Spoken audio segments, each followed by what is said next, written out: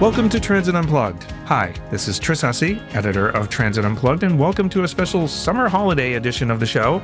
This is a feed drop from Paul's recent appearance on the Lunch with Leon podcast with Leon Daniels. In this episode, Leon talks with Paul about his latest book, The New Future of Transportation, and also on the show is Simon Reed, one of the contributors to the book.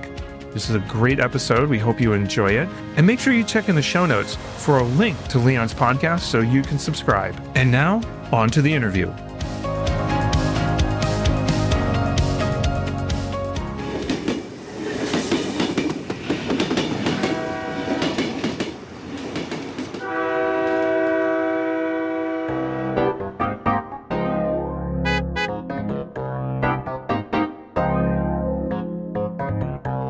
Lunch with Leon. Hello and welcome to another exciting edition of Lunch with Leon. This time I'm joined by two of my greatest friends, and it's a great privilege to have you here on this podcast. I am with the United States' greatest evangelist for public transport. In fact, United States is a bit of a restriction because he's a global evangelist for public transport, Paul Comfort, who you will know him because, of course, he runs a tremendous podcast called Transit Unplugged. And he too is joined by one of his friends and my friend, Simon Reed, who is a transport data consultant who used to work with me in Transport for London. Paul has recently written a book. Simon has written one of the chapters. So I started off by asking, Paul, apparently you've got a new book. Yes, thank you, Leon. Great to be with you on Lunch with Leon and my good friend, Simon Reed. Today, we are talking about that new book, and it is called The New Future of Public Transportation. Leon, it's basically like, a few years ago, just before the pandemic, I released another book called The Future of Public Transportation. And so this is an updated version for kind of the post-pandemic world. So this is not just a book. This is 327 pages, plus the preamble, plus several pages of acronyms, several testimonials, and 30 chapters. Tell us how you got 30 chapters written. Excellent point. I spent 30 years in the public transportation industry, as you probably know, and wound up as CEO of the MTA, the Maryland Transit Administration, which oversaw Baltimore City's transit system, plus funded and helped oversee about 24 smaller systems in the suburbs around Maryland. And then after I retired, I went to work for this company, Trapeze, which is now Modaxo, the parent company, and I started a podcast called Transit Unplugged, and now a TV show. And on that podcast, I got to interview all kinds of amazing people like Simon and like all these other CEOs and executives of transit agencies. And so this, Leon, is my sixth book in 6 years. And I've decided that I hear from so many great people all through the year on the podcast and the TV show and my visits. I've got to give them another venue for a longer form discussion in writing of the hot topics that are happening in public transit. I am a transit evangelist. So when SAE, the Society of Automotive Engineers, when their publisher contacted me about 9 months ago and said, Paul, we loved your first book. We'd like to publish kind of a revised new version of that. I immediately jumped on it because so much has happened, Leon and Simon, as you know, since the pandemic. I mean, really, it was the gut punch, I call it, to our industry that caused everybody to wince and then recover and recalibrate. And so that's what the book is about. It's 30 chapters from 30 different leaders around the world, some of whom have been on my show, some of whom haven't, just people I know that are top-notch experts in this field. And there's so much happening right now, from big data that Simon talks about, to cybersecurity, to AI, to my chapter on the new leadership skills that are required now. There's so much different. I mean, Leon, just to like dip in for just a second, I start out my chapter on people because I'm a people person, on leadership, and say the number one thing that needs to be at the heart of everything we do in our industry, we need to reset ourselves to make sure that it's compassion for others that motivates us for what we do. And then I think, when we begin with that in mind, like the 7 Habits of Highly Effective People taught us with Stephen Covey, when we have that at the core of what we're doing, it informs, motivates, and directs everything. And we'll end up in the right place if we keep the passengers first, our compassion for them. Now, that's really interesting. I found the book a fabulous read. Every transport professional should have one, because in Britain we have a thing called the highway code. You know, if you drive a vehicle, you've got to have a copy of the highway code. If you don't have a copy of that, it's difficult to learn the rules of the road. So it's the same with your book. You can't be in the public transportation business without a copy of your book. And I loved all sorts of bits of it. As I'm on my travels and you're on your travels, I'm always quoting you. And I'm also quoting you, quoting other people. So my friend and your friend Jeremy App famously said about the pandemic that at least in the recovery doesn't have the peak of the peak of the peak. Yes, I love that. So I say that, you say that, I quote you saying it, I quote him saying it. That's great. I think this is very important that we keep this message going. Look, let's bring in Simon. Simon, you and I worked together, of course, for many years, and you're now on the outside looking in, like I am, which is a more comfortable place to be than being on the inside being looked at. Tell us what's going on in your world and in your chapter, Simon. Oh, hi, Paolo, Leon. Good to speak to you. It was interesting that Paul then referred to Stephen Covey, which is a common management tool. And I think I didn't realize, Paul, you and I both had the same set of background materials into our lives. My chapters lead a section on technology and the technology use that's happened from that stomach punch that Paul was describing. And I think the big change that has happened now, and everybody will tell you this from a technology perspective, is that data is the new oil. I mean, that's been said for a long, long time, but now it is absolutely the case. In many authorities, we're looking to better manage things, to make them better, make them improved, and performance management, etc. Data is absolutely where it's at across the piece. And I don't just mean for the internal systems, it's out for the customers. And there is a new model developing where the operator has got all the equipment that runs the service. There is like a back office or a middle layer where people are interested in running things the best efficiency. But it's interesting in Europe and certainly in the UK and right across Europe now of how they want to use the data to both provide metrics for the way that government works and provide information across borders and across regions. So the whole data paradigm has changed completely in the last 3 or 4 years. But technology, I think, is coming with two boots to it now. It's also coming that technology is supposed to be this wonderful thing. I think our customers, want technology to disappear and just let them get on with their life. How many times now is technology seen as getting in the way? You have to have our app to get the best service. You have to have our this to do something. I'm amazed that we're still sitting here talking about that in 2024. Just really should be wiped off the landscape as far as I'm concerned. Simon, I have a particular hobby horse, and I'm going to raise it now because I've got you and Paul on this call. One of the things I think is a complete disgrace is that there are journey planner apps provided by third-party providers and provided by transit organizations themselves, where your journey is optimized, all right, but it's not optimized for you. It's optimized for the commission rates that they get from the third-party providers. Absolutely. And there are cases here in the UK, and I've named and shamed the operators concerned, where actually what happens, if you try and force it to go the way you want to go, it'll take the train away. So it doesn't exist for it. And I think it's time that was outlawed. In consumer protection terms, if you've got a journey planner, it needs to be optimized for the customer, not for the commissions of the vendor. And that's the thing, certainly in Central Europe, that's now a big drive.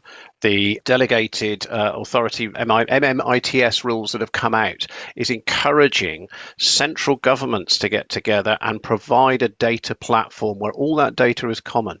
But it is about who owns that relationship with the customer, Leon. If you're most happy dealing with, let's use one of the most common ones, if you're most happy dealing with Google, then as a provider of data, you have to give it to that provider.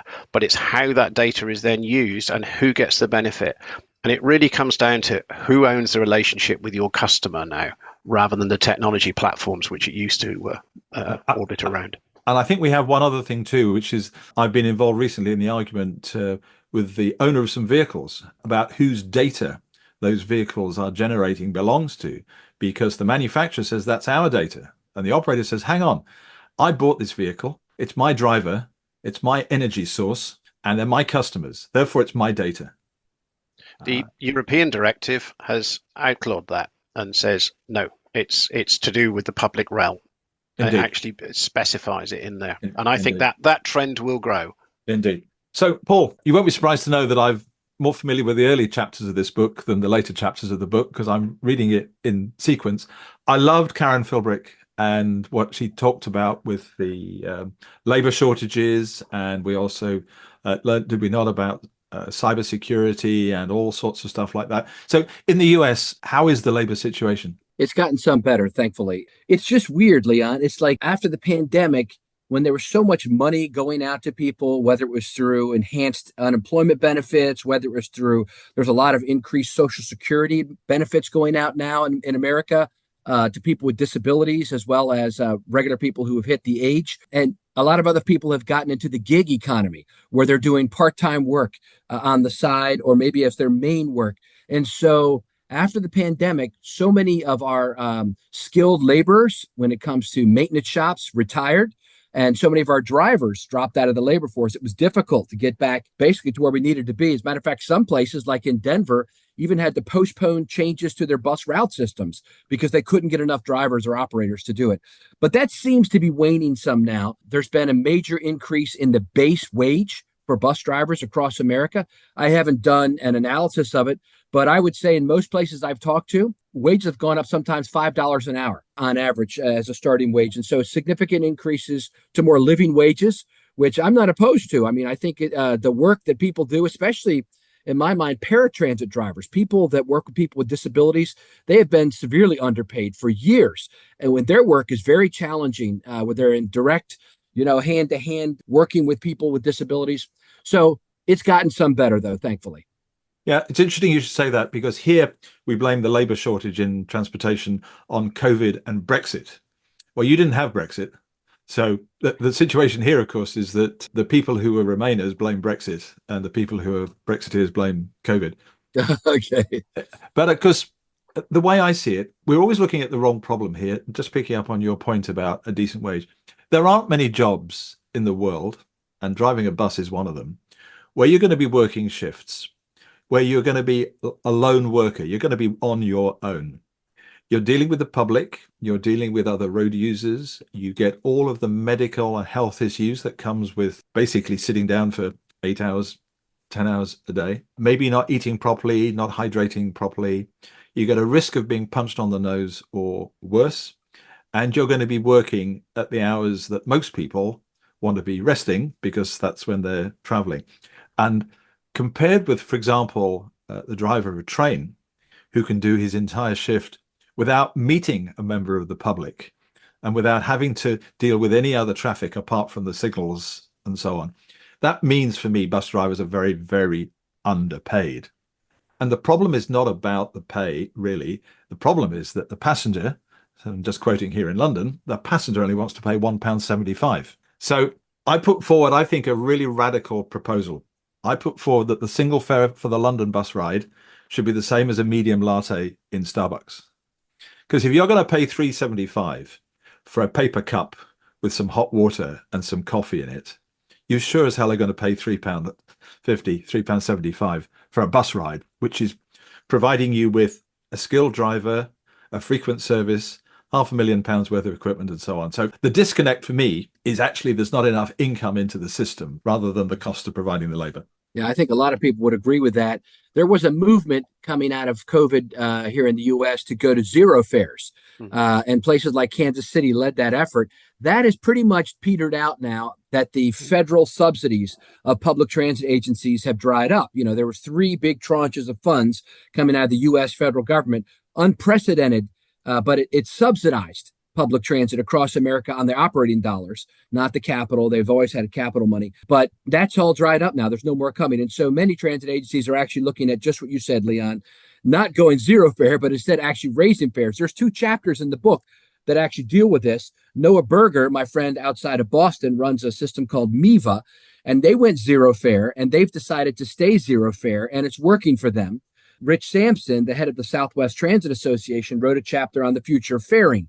And he's very strong in saying that, hey, this is an investment in service, and we need to, charge and enforce the fares. In Washington, D.C., Leon, last year, the CEO of the transit system said they had lost $40 million through people evading fares. And so they've put up new gates that people can't jump over as well. They've added new fair enforcement officers. This is a trend. I actually put up posts on LinkedIn pretty much every week now and say, it's a new day. And what I mean by that is I then share a post from some major city that is now doubling down on enforcement. Because 2 years ago, that wasn't the case. It was the other direction. Now the pendulum has swung and people are like, no, we're going to need more police officers, more fair enforcement officers. We've got to reduce crime. Some of the societal problems, such as people that don't have homes where they're congregating in our stations or on our vehicles. Transit leaders are trying to deal with those. Matter of fact, I just was talking with a California system on Friday. We're going to go visit later this year in Sacramento, and they were talking about what they're doing now with that. So it's really changed. The dynamic has changed here in the U.S., and the focus is on the things that we talk about in this book. That's exciting. Well, this will make sense to Simon. I did a shift on Route 148 here in London the other week. Not a single person south of the Elephant and Castle paid. They just walked up to me and said, I'm not paying, or I don't have a ticket, or just walked past entirely. In fact, so many people got on without paying. The people who had paid complained to me that I was letting them do it. So you are right. It's not just about the income from fares. It's making sure we collect all the fares that we're due to as well. And just on the technology, you talk about zero emission a lot in the book. And of course, we have the battery electric versus hydrogen debate, which you explore. Simon will know we had the first hydrogen buses in London in 2004, and they told us that the technology was just about ready to be rolled out and it was just around the corner. Well, that was 20 years ago. And guess what? Here we are now with a handful of hydrogen buses running in London. And once again, we're being assured that the technologies are there. And our main problem here in the UK is that not one atom of proper green hydrogen is really being delivered for any of these programs. So there's the perfecting the technology, but there's the hydrogen infrastructure supply as well, isn't there? That is an issue. Here in the U.S., under the recent Bipartisan Infrastructure Act that came out of the federal government, there's funding for and planning for 7 hydrogen hubs in the United States. I recently did a podcast on that with the head of Stark Transit, and he's in the book as well. He's written a chapter on this. So here's what's happening just in a nutshell. In the United States, we have the collapse of the OEM industry, is what I call it, the original equipment manufacturers. A year ago, there were 5 bus manufacturers in the United States. Today, there's effectively 2. One of them went bankrupt and is trying to get back on their feet. But that's a severe problem, a dramatic problem. And we have a law called Buy America, which means you can't buy buses from China, Asia, Europe, unless around 70% of them are manufactured here in the U.S. And so then you tag on to that the problem of shifting to alternate fuels. And it's a crisis in America. People have submitted a request to the Federal Transit Administration. 25 states have their associations requesting what they call a Buy America waiver, saying, hey, we'd like to bring a Turkish bus company over here that does mid-size vehicles to allow some battery electric buses to come over, and they'll eventually build a factory here. And there's lots of movement in the federal government about ways to prop up the bus industry. There was a recent White House summit a couple months ago where they came out with new basically incentives that transit agencies should allow public bus manufacturers to shift their price during the contract because costs have gone up so much from inflation. And they should also do payments up front and payments during the time while the bus is being manufactured, and not wait to the end and make the bus manufacturer carry that weight. Then you've got the whole hydrogen debate. One of the authors in the book, Doran Barnes, who has the largest hydrogen fleet in America, who oversees Foothills Transit, told me last year, I don't think he'd mind saying this, they went into battery electric buses in a real big way, Leon, in California. There's rules about when they have to go all zero emission. And then last summer, they got a call from somebody in the government that said, hey, can you not run your buses today? There's not enough electricity on the grid to power your buses. And he was like, what in the world? We did this because you all wanted us to. And that was his kind of inflection point where he decided we're going all in on hydrogen. We can't be subject to the whims of a grid, which is unstable in the U.S. as it is in many places. So there's a lot of movement toward moving toward hydrogen. But as you said, Leon, it's not quite there when it comes to the supply side, when it comes to even the cost of fuel itself, and the vehicles is a lot higher than traditional diesel or battery electric.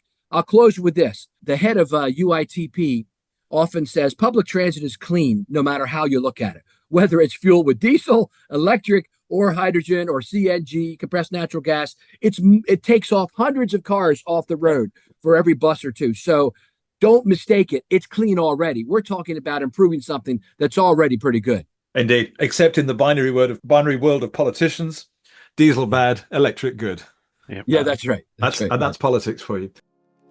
Lunch with Leon, in association with Passenger Transport magazine. Check out passengertransport.co.uk. Simon, I just wanted to come back to some of the things that we did together, and I'm thinking in particular the value of real-time information at stops, which was the early version of what we now have in our hands. I can think back, politicians wouldn't even let us get rid of the text messaging facility for real-time information at stops, even though everybody had a phone, even if they didn't have a smartphone. But of course, it's now taken for granted, isn't it? It's now just assumed to be there all the time. Yeah, I think that's the thing, isn't it? Everybody expects it to be there and be omnipresent, particularly in times of crisis. They expect it to be better. There have been times, I think, in the past where the passenger information was better than the information we gave to our own staff, including our drivers. I'm talking not outside of London as well as... And we had that for the Olympics, didn't we? We had situations where the passengers had better information than the staff did if we weren't careful. Indeed. It comes back to this point about all authorities and operators are now compelled to provide all of their data into open channels in the UK, and that is being very largely followed across Europe. And Paul, I'm not so sure in North America whether it's the same. So the legislation's in place, came in the Bus Services Act, BODs and various other things in the UK to actually enable this, to put a common data platform in place that can basically provide the information that's required to everybody. Doesn't matter what the technology is that they wish to consume it. And I think, it's got to be omnipresent. But there was a quote that I put up the other day that says that, public transport in itself doesn't really make people's lives better. Their lives are what their lives are. But when you get that information wrong, Leon, that can absolutely wreck people's days, people's experience, their appointments, their relationships, and everything else. So omnipresent information is lovely, but it has got to be 100% accurate now, and far more accurate than perhaps it was 5-6 years ago. I think we've got to raise the bar, and because the public expectation, it's all instant. I've seen it on CSI. I know how it works. Indeed. Paul, we can only just tiptoe through your book because, as I said, it's a very big book and it talks about a lot of things. I don't want to miss the chapter on what you call paratransit, which is not a word we use here in the UK, but it's effectively services for people who are unable to use regular public transportation and provides us sort of door-to-door service in a way that public transportation doesn't. And in my time, there's a reference here in the book about why this isn't just done with taxis, but actually the paratransit that I'm used to, what we had, Simon, as Dial-A-Ride in London, is proper door-to-door. The driver meets you at the door and locks the door for you and helps you along the path with your basket for your shopping and helps you on the bus, and straps you in, and when you return, puts you home again. So that's not curb to curb. That really is true door-to-door. But am I right in thinking, Paul, you have something in the US that we don't have here? Like paratransit goes wherever there's regular public transportation, paratransit has to go there, and you don't have one without the other. So I should just explain. The situation here in the UK is we don't have them coupled together like that at all. So what we don't have is a situation where, for example, if the regular public transport ceases, the paratransit ceases with it. If anything, our version of paratransit is even more important. Is that right with you? Good call out, Leon. So yes, there is something different in the United States than in Canada or in the UK or in other countries, and that's called the Americans with Disabilities Act. It's a law that was passed over 30 years ago, shortly after I got into public transportation, that it calls it a civil right for people with disabilities to have accessible transportation comparable to fixed route anywhere where there is a fixed bus route or rail route within 3/4 of a mile if they live on either side of the route. And so public transit agencies have started up, a big part of their agency is to serve those people. I actually worked for 5 years in Washington, D.C. As the day-to-day manager of that service for our capital region. We had about 8,000 to 10,000 people a day that would ride that had some type of disability. We'd send a wheelchair lift equipped van or a taxi cab, or now an Uber, Lyft, or other to pick them up. The law requires curb to curb, but many cities now have gone door to door, and they'll take you and bring you out to the vehicle and take you in, right up to the door of the next place you're going. It's a very important service. I feel like it's critical that transit agencies make it a priority, and most of them have.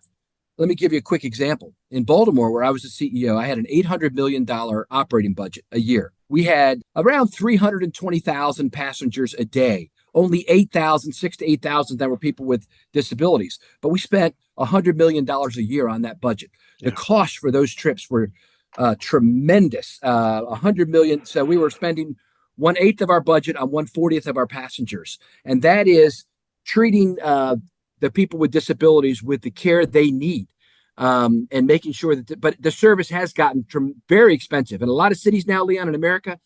It's cost $100 a trip to take those people on their trips, and so there's other companies that have come on the scene.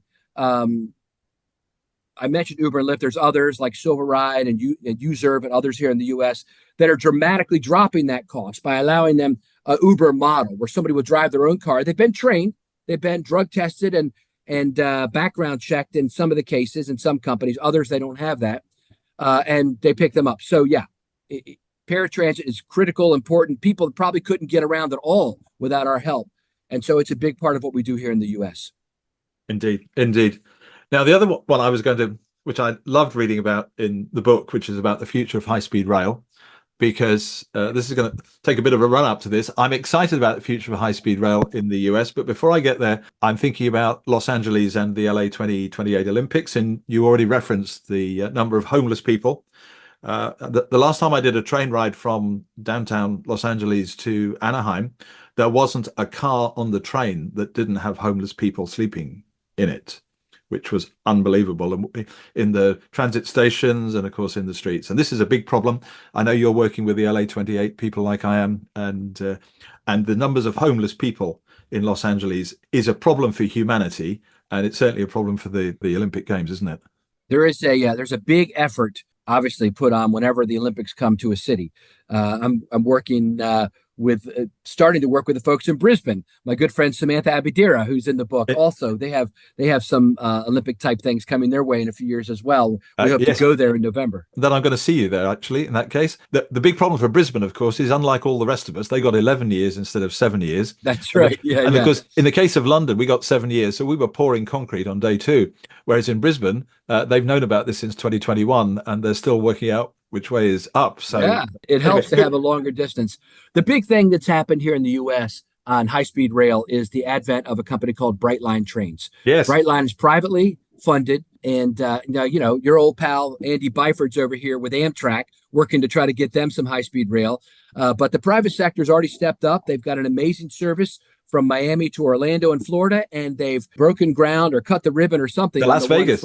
From Vegas to LA, outside of LA. Yes. So, it'd be awesome if it could get done in time for the Olympics. Not sure it can, but I think that's the goal. So not only do I hope to see you in Brisbane, I hope you'll take me on the first LA to Las Vegas high-speed rail. That sounds like a really good thing to do. And really, high-speed rail in the US, proper high-speed rail in the US is new, because rail is there, but not at the sort of speeds that we see in Japan and. That's right. No, we don't really have high-speed rail in the US. When I was head of the Maryland commuter train system, we had the highest speed trains in America, I was told, and they went, I know you use kilometers, but in miles per hour, they're 132 miles per hour, but that's still 50 miles less than true high-speed rail. And so we're going to get there. I think the one from LA to Vegas is scheduled to go 200 miles per hour or more. That'll be America's first true high-speed rail. Now it's higher speed.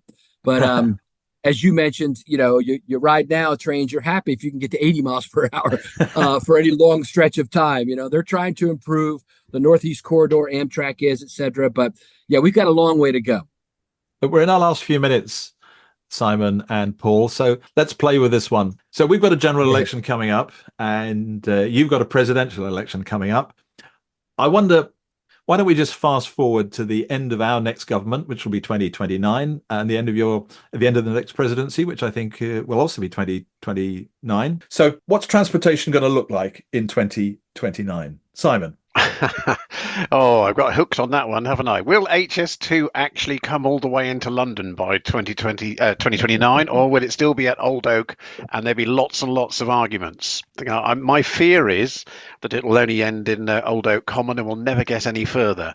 I think we've lost a lot of vision in the UK as to what good looks like. We start off with the idea of big infrastructure projects, budgets get in the way, and these infrastructure projects get killed off.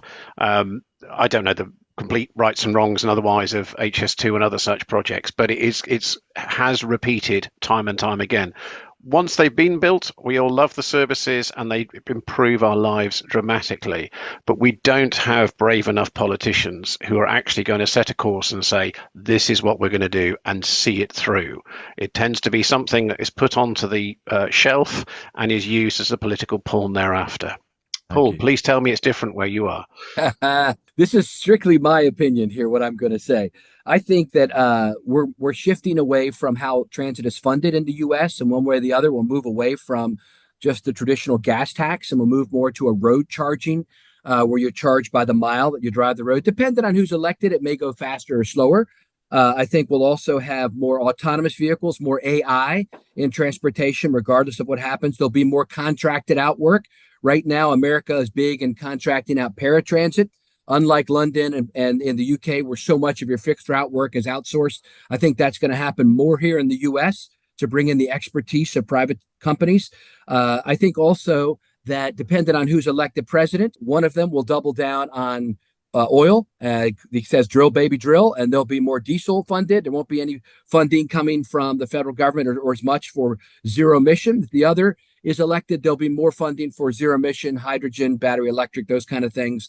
But I do see a bright future no matter who's elected when it comes to it, because public mobility is key to not only growing the economy of our country, but also just ease of access. And our cities are back being clogged up by congestion again. And so public transit is a solution. It's a silver bullet, to use the old analogy, to so many challenges that society faces, that I can only see it growing in importance. You know, I feel so much better after talking to you two today. Finally, my day is uplifted by public transport evangelists at a time when there's terrible stuff going on in other parts of the world. But this is tremendous. So I've been talking to two of my great friends, Simon Reed, who wrote one of the chapters in this new book we're talking about, put together by my other great friend, I only have two, Paul Comfort, who is another wonderful spokesman for the whole of public transportation across in the world. The book is The New Future of Public Transportation. You can get it at books.sae.org or wherever you get your books from, including online. It is a fabulous read, and absolutely no public transport official, officer, or person in the organization should be without the book. It deserves reading all the way through. It's great for a long train journey, because this is the world as it is in the world of public transportation, with technology, with data, with energy, with the challenges we have with labor, and the post-COVID world, which is a quite different world to the one that we've had before. I'm thrilled to have had you both on Lunch with Leon today. Thanks very much indeed for joining us. Good luck with the book, and good luck as we all find ourselves traveling around the place preaching about public transport. So Simon and Paul, thanks very much indeed for joining us. Thank you, Leon. See you again. Bye-bye. Thanks, Leon. Thanks, Simon. This was great.